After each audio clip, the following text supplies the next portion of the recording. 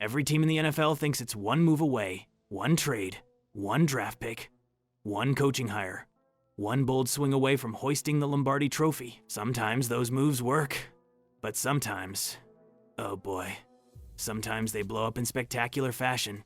Today we're going franchise by franchise and calling out the single biggest mistake each team made over the last decade. We're talking wasted picks, terrible contracts, catastrophic collapses, and decisions so bad they haunt fan bases to this day.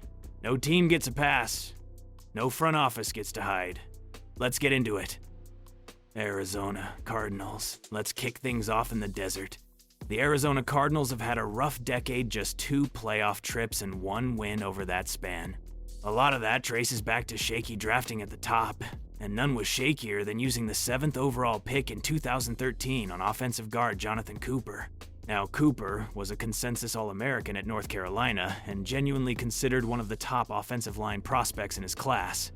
Taking him wasn't insane, but taking him 7th overall it marked the earliest a guard had been drafted since Jim Dombrowski all the way back in 1986. And the return on that investment? Cooper was in the desert for just 3 years before getting shipped to New England. From there, he bounced around to Cleveland, Dallas, San Francisco, Washington, and Oakland. You know a pick didn't work out when the player's career starts looking like a road trip itinerary? Atlanta Falcons. Ugh. We have to go here. We can't skip it. 28-3. The Atlanta Falcons didn't just lose Super Bowl LI to the New England Patriots, they became the symbol of the greatest collapse in the history of professional football's biggest stage. With 8:31 left in the third quarter, the Falcons led 28-3. They had dominated on both sides of the ball. The Patriots looked cooked.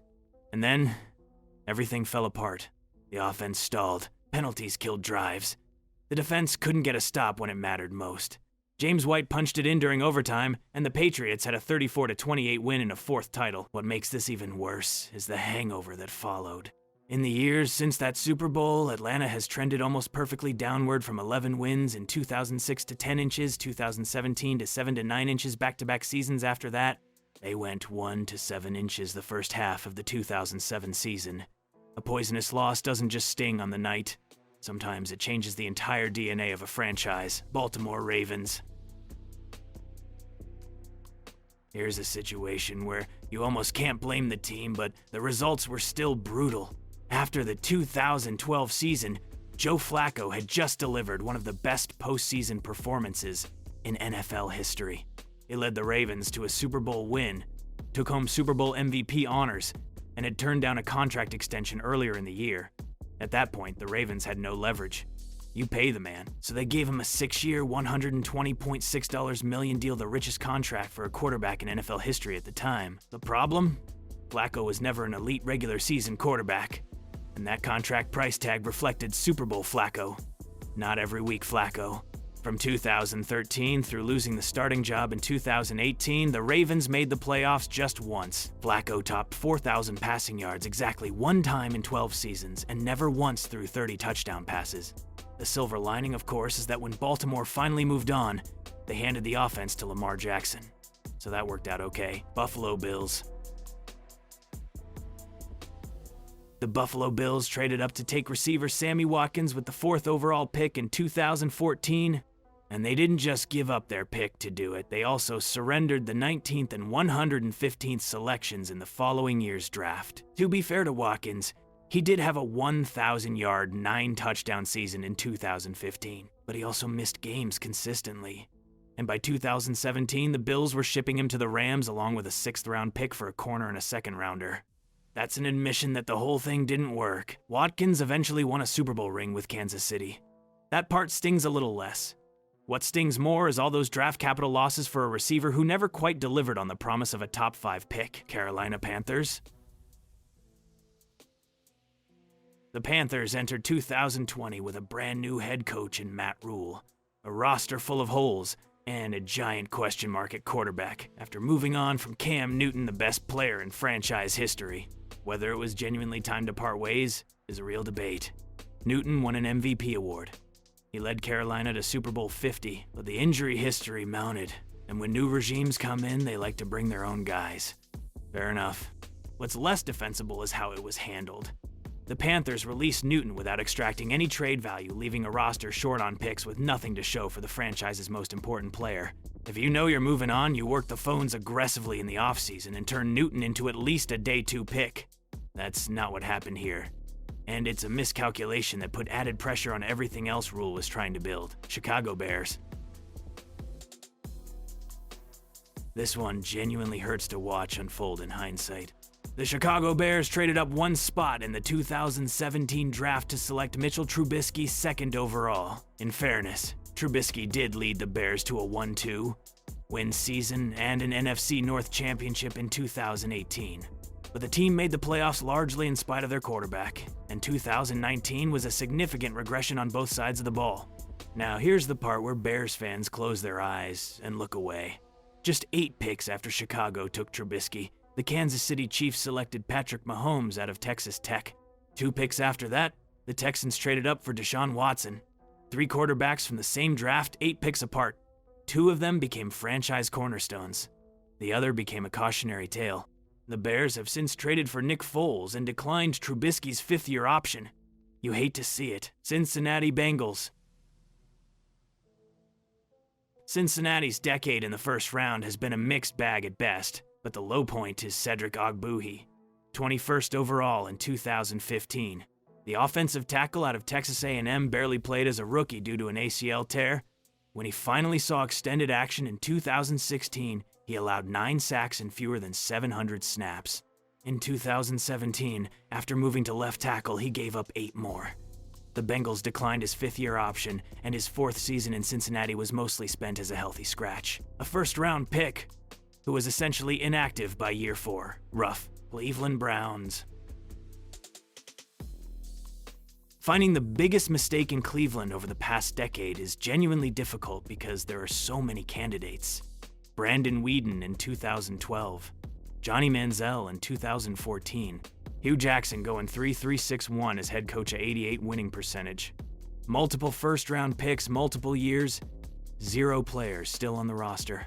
But somehow, through all of it, the Browns managed to top everything else by hiring Freddie Kitchens as head coach in 2019. Kitchens had impressed as an interim offensive coordinator late in 2018, and the Browns had genuinely assembled one of their best rosters in years, including Baker Mayfield and Odell Beckham Jr. More than a few pundits called them a Super Bowl contender. Then Kitchens showed his hand. The play calling was a mess. Clock management was a disaster. In-game decisions were baffling week after week. The Browns finished 6-10, their best roster in a decade, burned by a head coach who was simply in completely over his head. Dallas Cowboys. Over a decade of Cowboys decisions, the one that sticks out the most isn't a draft pick or a contract. It's a character call that went badly wrong. In 2015, Dallas signed defensive end Greg Hardy, despite the fact that he was coming off a domestic violence case in Carolina. Hardy did notch 4 sacks in his first 4 games after serving a suspension, so on the field there were moments. But off it, the signing was a mess from the start. He was routinely late for meetings, made inappropriate comments publicly, and had a physical confrontation with Des Bryant on the sideline. Hardy played 1 season for the Cowboys, then never appeared in an NFL game again. The juice was not worth the squeeze. Denver Broncos. Denver won Super Bowl 50 and then had to replace the retired Peyton Manning. Their answer? Trading up in the first round to select Paxton Lynch of Memphis. Lynch started 2 games in 2016 and 2 more in 2017. What the Broncos saw in those 4 games was enough a big arm that wasn't nearly ready for the NFL, and a player who never figured it out. Lynch has fewer than 800 passing yards, 4 touchdowns, 4 interceptions, and a 76.7 passer rating for his entire career. He hasn't thrown a meaningful pass since 2017. The team spent multiple years wandering at quarterback as a result of this miss. Detroit Lion. Detroit. This is embarrassing. And what makes it more embarrassing is that you'd already been here before. When Barry Sanders retired in 1999, the Lions demanded part of his signing bonus back. It created a rift that took years to repair. So, when Calvin Johnson retired after the 2015 season, the Lions did the exact same thing. They demanded Johnson repay part of his signing bonus from one of the greatest receivers in NFL history. Johnson responded simply, Put the money back in his pocket or don't expect him back around the building. The Lions burned the bridge with arguably their best player ever for the second time in a generation for the same reason, with the same result. Unbelievable. Green Bay Packers. In 2020, the Green Bay Packers had a clear path to the NFC Championship game, an MVP-caliber quarterback in Aaron Rodgers, and some genuine offensive holes to fill through the draft. Instead, they shocked everyone by trading up to take Jordan Love of Utah State at 26th overall, essentially, drafting Rodgers' replacement while Rodgers was still very much alive and capable of winning Super Bowls. Rodgers wouldn't be able to walk away cap clean until at least 2022. Rodgers said all the right things publicly. The organization dressed it up as smart succession planning. But the reality is, the Packers prioritized a potential future over their present window of contention with one of the game's elite quarterbacks. It's a curious choice that will look either wise or catastrophically wasteful depending on how the next few years play out. Houston Texans and Jacksonville Jaguars.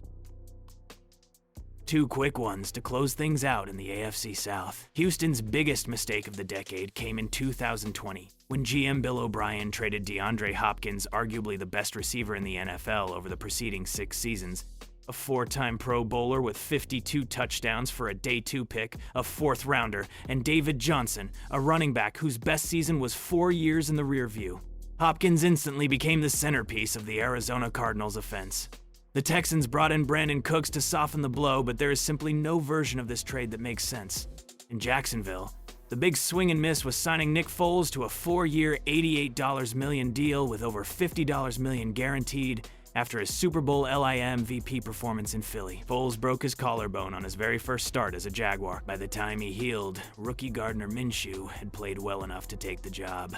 Just 1 year later, Jacksonville traded Foles to Chicago for a 4th-round pick. $88 million, 1 start, 1 collarbone, done. Every franchise, no matter how well run, has at least one decision from the past decade that makes them wince. The difference between the good teams and the bad ones isn't that the good ones never make mistakes, it's that they recover from them faster. The Browns eventually got Deshaun Watson. The Falcons retooled and found new life. Even Detroit eventually got a new front office and a fresh start. The NFL is ruthless and it's unforgiving, but that's also what makes it endlessly fascinating. One pick, one signing, one press conference can define a franchise for years. And for the teams that got it wrong this decade, the clock is already ticking on the next chance to get it right. Drop a comment below which mistake on this list do you think was the absolute worst. And if you want more NFL breakdowns like this, hit subscribe, and I'll see you in the next one.